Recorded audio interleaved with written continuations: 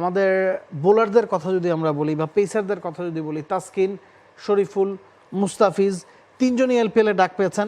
একসাথে এতজন ক্রিকেটারকে আমরা সাধারণত ফ্র্যাঞ্চাইজি ক্রিকেট লিগে বাংলাদেশ থেকে খেলতে যেতে দেখি না।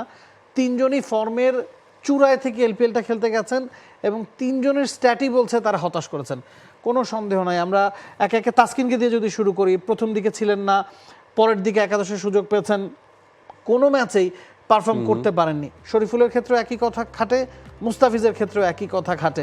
হঠাৎ করে আসলে কি হলো?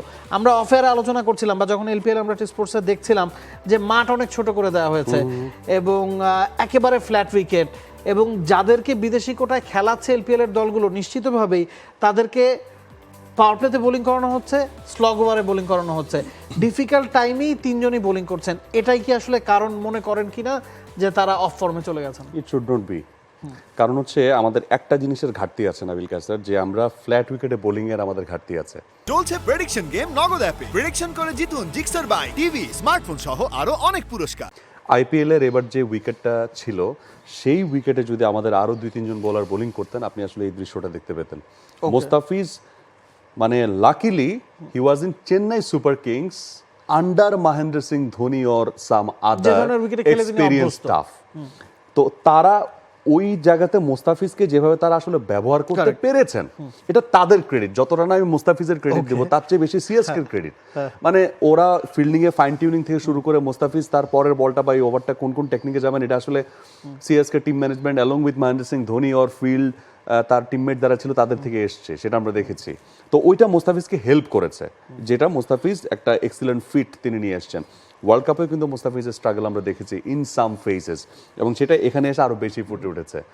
ফ্ল্যাট উইকেট বাংলাদেশের বোলারদের সেই স্ট্রাগলিং ব্যাপারটা আসলে আছে, যে সেখানে আমার বোলিং ভেরিয়েশন কী হবে, আমরা কোন কন্ডিশনে খেলে আসলে অভ্যস্ত।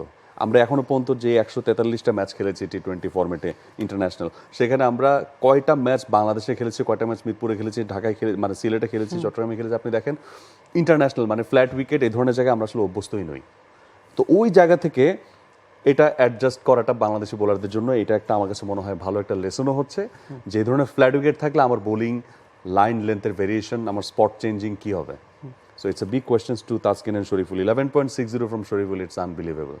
Taskin 10.27, Mustafiz 11.06. 11 একজনের 10 এর উপরে, মানে ওয়ার্স্ট। আপনি অন্যান্য কম্পেয়ার টু আদার পেসার্স, বাংলাদেশের পেসাররা কিন্তু একটা ওয়ার্স্ট সিচুয়েশনে আছেন। হ্যাঁ, বাউন্ডারি ছোট করা হয়েছে, উইকেট ফ্ল্যাট করা হয়েছে, রান হচ্ছে 200+, মানে এখানে ব্যাটসম্যানরা সেঞ্চুরি করছেন, মানে খুব মারপেট হচ্ছে।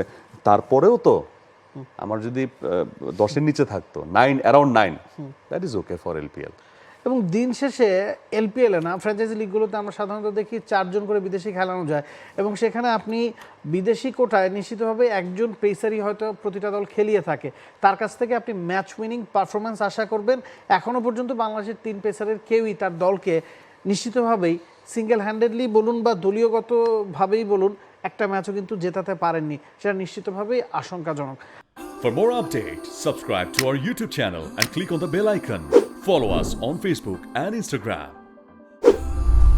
Download T-Sports app to enjoy exciting games and highlights. Visit tsports.com.